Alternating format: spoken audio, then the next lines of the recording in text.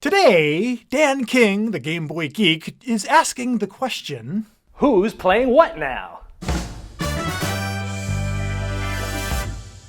Hey everyone, and welcome back to another episode of Who's Playing What Now? The game show that tests our contestants' knowledge of which board, card, and tabletop games have been played the most frequently, the most often, by the most people. And today, we are joined by Dan King from Game Boy Geek. Dan, thanks for joining us. Chaz, I watch this show all the time, and I've been hounding you since I saw you at GAMA this year to put me on, because I want to be on, so thanks for having me. You've been hounding me for months and months, and just like 3 days ago, I found the email in like a little junk folder that it accidentally, and so it's like, oh, I got to talk to Dan. I see. You've got my emails going to auto spam. Okay, all right, Chaz. I see I thought we were good, man. Okay, well, see, at least now we have a mutual understanding. So, Dan, I'm glad that I finally did find your email because now you can join me to win a prize for a viewer who commented on last episode. And the viewer that you are going to be playing for is Tim French. And you are going to be playing to win Tim a gift certificate to the BoardGameGeek store, where people like Tim or others can buy game components and upgrades and accessories and actually games themselves and artwork even and all sorts of stuff. Yeah, I saw you guys had those little cool component holders on clearance. I was like, oh, I got to go buy a bunch of those. So yeah, you got a lot of good stuff in that store. There is quite a few awesome things in there. And every episode, when I'm done talking about it, I usually end up like getting another thing for myself anyway, too. So, so what we're going to do is we're going to play 2 rounds of games. And each one of these rounds, you're going to win money towards our prize pool for Tim's gift certificate. And this first round, all you got to do is you got to pick the 10 games that the most individual people logged plays of on BoardGameGeek's website last month, and you are going to win a penny per player towards our prize pool. Oh, yeah. However, just to keep things interesting, the top 10 most played games are going to be off limits. So let's just real quickly review those, starting with number 10, Cartographer's A Role Player Tale. Number 9 is Everdell. Number 8 is Carcassonne. Next up is number 7, which is Gloomhaven. The behemoth of behemoths, dungeon crawler with a card-based system that's cool, but I still think it's quietly overrated. Oh my! Oh. I do like the card mechanism in it. Dungeon crawlers aren't my thing, so that's maybe part of the reason. But people go crazy over this game, so it's. If enough people love it, I'm not saying it's not a great game. It's just, wow, really? It's that crazy good? Like, okay, all right, I get it, but not necessarily for me. Number 6 is The Quacks of Quedlinburg, which is a press your luck style Euro game that most people tend to like more than me. All right, that's fair. And number 5, which is King Domino. The 2017 Spiel des Jahres winner, where you build your kingdom with domino-type tiles. How about number 4, which is Splendor? It just tickles your brain in just the right way that still makes me coming back for more and more, even since, it was nominated for the Spiel des Jahres way back, I think, in 2014. That's true. All right. Well, what about number 3, Azul? The beautiful abstract game winner of the 2018 Spiel des Jahres that I still don't think is quite nearly as good as its sequel, The Stained Glass of Sintra. Oh, there seems to be some sort of running theme here with these top tier games here.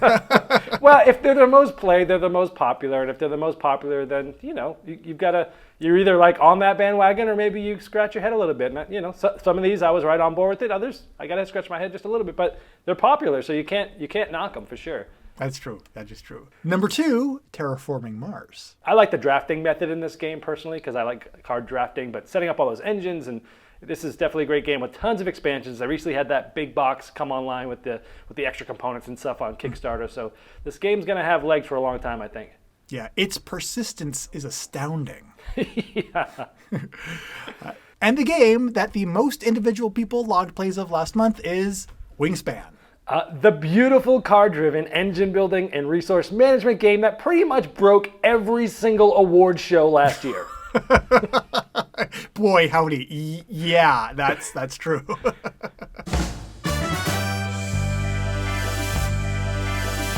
All right, Dan. So now that we know the games that the most people logged games of, let's go to your picks your top 5 other picks, and you're going to win a penny per player towards our prize pool. And I'm going to be ready for your first of these picks as soon as you are. Okay, so I know I can't use any of the top 10s that we just talked about, but this one's a little bit of a cheat. It's Gloomhaven, Jaws of the Lion. Well, question number 1. I see it didn't take you very long to try and find a loophole.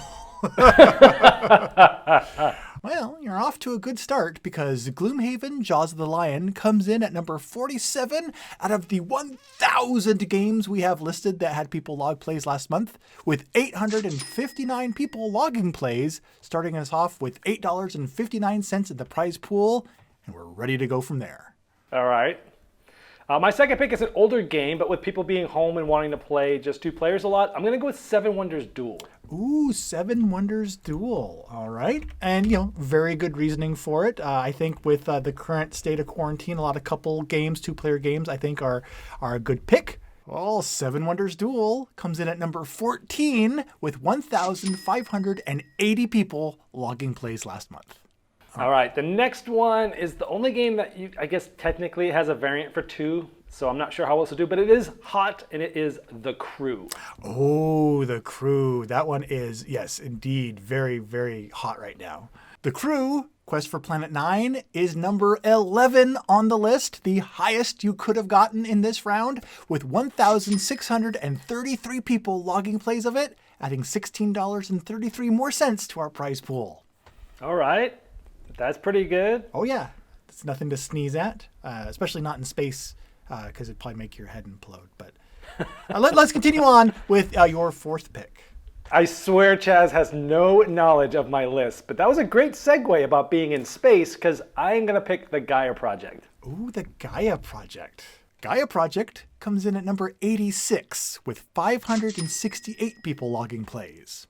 My last pick is a big, huge, heavy game called, well, it's not that heavy, but physically it's heavy, The Tainted Grail. The Tainted Grail, The Fall of Avalon, comes in at number 140 with 392 people logging plays, bringing our grand total for round number 1 to $50.32. And even nicer is, I'm going to reset real quick, and we're going to come back for round 2, where we're going to add even more to this prize pool. Okay, Dan, so since you tried to connect with me for so long to record this episode together, it makes this episode kind of an extra special edition to me. And so I figured what better thing to do in round 2 than to compare the stats of some other special edition games to see which one is actually even the most specialist. I'm going to give you 2 special edition games, and all you got to do is you got to pick the one that the most people logged plays of, making it the most specialer of the 2. And each of the questions in this round is going to be worth $11.94 added to the prize pool. So, bada bing, yes. Okay, so let's start off with Vinos Deluxe Edition versus Viticulture Essential Edition. Viticulture is just such a popular game. I'm going to have to go with that one. You think more people found the Essentials essential as rather than the Deluxe? I think people wanted to read less rules.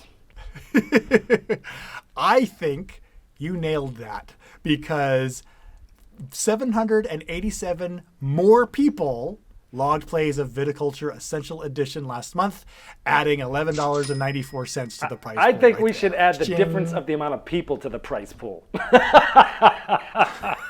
All right, smart guy. Let's get a little tricky for number 2, which is going to be Railroad Inc. Deep Blue Edition versus Railroad Inc. Blazing Red Edition.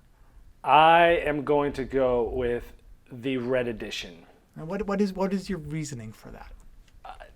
Just because GameBoyGeek is red and black, and those two are probably tied, and I bet you people flip a coin and they pick which color they want better, I bet. All right. I can't argue with that reasoning. Plus However, the lava and stuff on the red one is really cool. It is true. But as cool as it is, 265 more people logged plays of the Blue Edition. Darn. Let's move on to the third of the 5 questions in this round. So this one is going to be Star Wars X-Wing 2nd Edition versus War of the Ring 2nd Edition. We got a War of the 2nd Edition war games going on there. Oh, man. This is a tough one. I think I'm going to go with Star Wars X-Wing. Maybe with X-Wing, they play with their significant other, and then their kid, and then their other kid, and then their other kid in the same time. Maybe? I don't know. That's fair. You were on the right track there. However, actually, 88 more people logged plays of War of the Ring 2nd Edition rather than Star Wars X-Wing. So next we have one that may thrill and chill you, because we have Fury of Dracula 3rd/4th Edition versus Werewords Deluxe Edition. Okay, let's see. With 3rd and 4th Edition versus Werewords. Oh, this is a tough one. I think with people staying home and schooling home, I'm going to go with Werewords. All right. Let me plug that in. Okay, now admittedly, part of the thrills and the chills of this one is that this was the closest comparison on the list. I don't like the sound of this, Chaz. Just hit me with the bad news.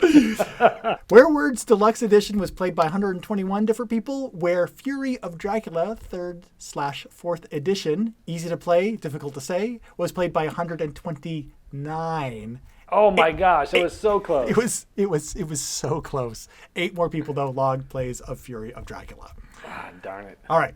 However, for this last question, we're doubling the points. We're doubling the potential points, because our last one is Agricola Revised Edition, the game known for feeding your people, versus Throw Burrito Original Edition, the game known for having people throw food.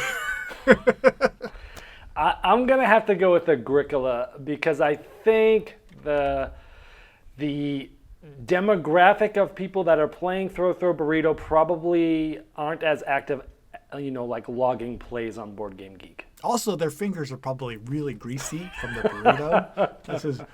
Okay, so you are going with Agricola Revised Edition. Are you locking that in? Yep. All right. Well, I want to let you know that you chose correctly. I'll just take the pressure off right there.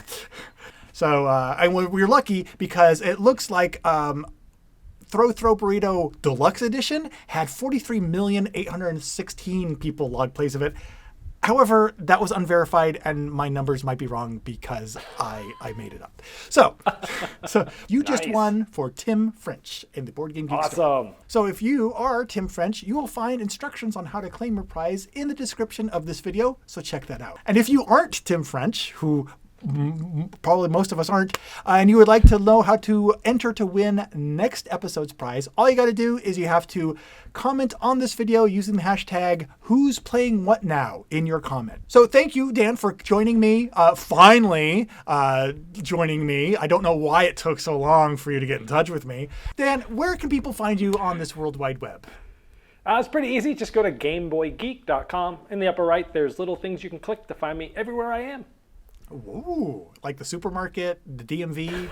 Yeah, and if I'm looking at my rearview mirror. If you keep following me, you gotta tell me. You gotta let me make that corner. Don't let me see you tailing me.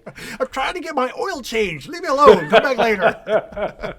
Cool. And Dan, you recently announced some sort of new partnership with Glory Hound, didn't you? Yes, Glory Hound. If you know her, she does great, production, great live streaming. She's lives like 2 miles from me, and she's been helping me behind the scenes for like 3 years on my channel. So in addition to running her channel, her and I have now collaborated, and she's going to be doing some live playthroughs on my channel as well. She did the first one just recently of the Small World of Warcraft. Wow, that's fantastic. I'm so excited to see you guys working together more and more because you both do such fantastic work. So, well, thanks, Jazz. Yeah, absolutely. So if you want, go check out GameBoyGeek.com to check out Dan and Glory Hound's work. And in the meantime, Dan, why don't we go play some games? Let's do it. All right.